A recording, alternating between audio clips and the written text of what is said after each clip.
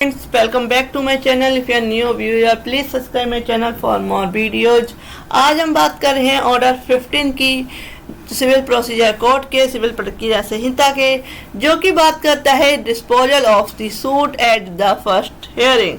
तो कौन कौन से बात जो है फर्स्ट हियरिंग पे उसको डिस्पोजल उसका कर दिया जाता है, तो उसका निपटारा क्या है प्रथम सुनवाई पे हो जाता है।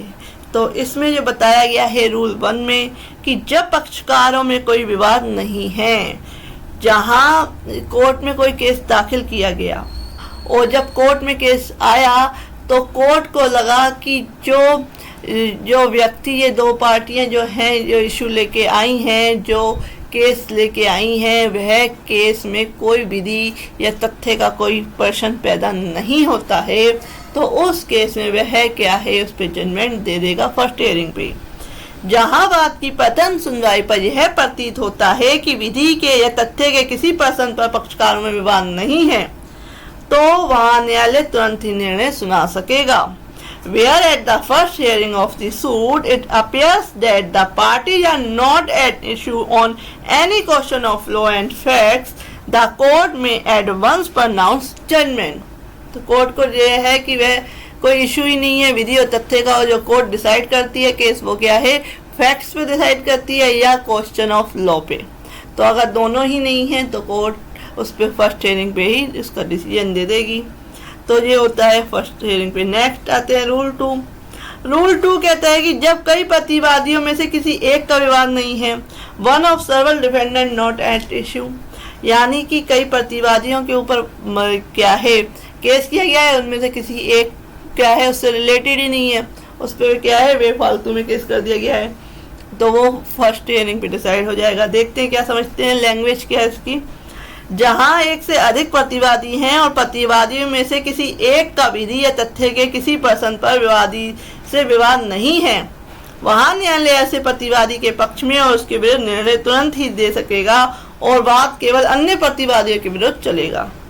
यानी कि जो एक प्रतिवादी है जिसपे कि उस केस से कोई रिलेटेड ही नहीं है, गलती से उसको डाल दिया गया है उस केस में, तो उस पर फर्स्ट हियरिंग पे ही कोर्ट डिसाइड कर देगी कि इस व्यक्ति का इस केस से कोई लेना देना नहीं है और अन्य डिफेंडेंट पे वो केस कंटिन्यू रहेगा। सब रूल 2 कहता है रूल 2 का कि जब कभी इस नियम के अधीन निर्णय सुनाया जाता है तब ऐसे निर्णय के अनुसार डिक्री तैयार की जाएगी और डिक्री में वही तारीख दी जाएगी जिस तारीख को निर्णय सुनाया गया था। नेक्स्ट आते हैं रूल 2। रूल 3। रूल 3 कहता है कि जब पक्षकारों में विवाद है, पार्टी एट इशू, जहां पक्षकारों के विधि के या तथ्य के किसी प्रश्न पर विवाद है और न्यायालय ने इसमें इसके पूर्व उपबंधित रूप से विवाद को की विवेचना कर ली है, यदि न्यायालय का यह समाधान हो जाता है विवादकों में से ऐसे विवादकों के लिए जो न्यायालय के विनिश्चय के लिए पर्याप्त है, जो तर्क या साक्ष्य पक्षकार तुरंत दे सकते हैं, उनके सिवाय कोई अतिरिक्त तर्क या साक्ष्य अपेक्षित नहीं है। यानी ये केस ऐसा है जिसमें कि विवादक इश्यू पहले ही फ्रेम हो चुके हैं और जो फर्स्ट हियरिंग पे कोर्ट में केस आया तो तुरंत ही जो एविडेंस देके उस पर तुरंत ही जजमेंट कोर्ट ने कर दिया और अदर एविडेंस की जरूरत नहीं है, तो वैसे केस क्या है तुरंत डिसाइड हो जाते हैं। इसके सिवाय कोई अतिरिक्त तर्क या साक्ष्य अपेक्षित नहीं है और बाद में तुरंत ही आगे कार्रवाई करने के लिए कोई अन्याय नहीं होगा, तो न्यायालय ऐसे विवादकों के अवधारा के लिए अग्रसर हो जाएगा और यदि इसमें इसके पश्चात निष्कर्ष निश्चय करने के लिए पर्याप्त है तो वह तदनुसार निर्णय सुनाएगा, चाहे सम्मन केवल विवादकों के स्थिरीकरण के लिए निकाला गया हो या बात के अंतिम निपटारे के लिए। परंतु जहाँ संबंध केवल विवादकों के स्थिरीकरण के लिए निकाला गया है, वहां तब ऐसा तब किया जाएगा जब पक्षकार या उसके प्लीडर उपस्थित हो, उनमें से कोई आक्षेप न करे, कोई ऑब्जेक्शन ना करे, तब क्या है केस डिसाइड हो सकता है।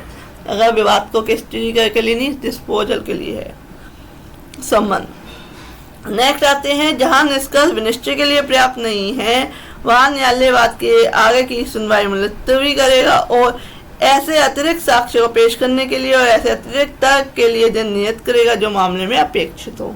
अगर नहीं होता है उस दिन डिसाइड इशू जो है केस, तो उस केस में वह क्या है अदर डेट देगा।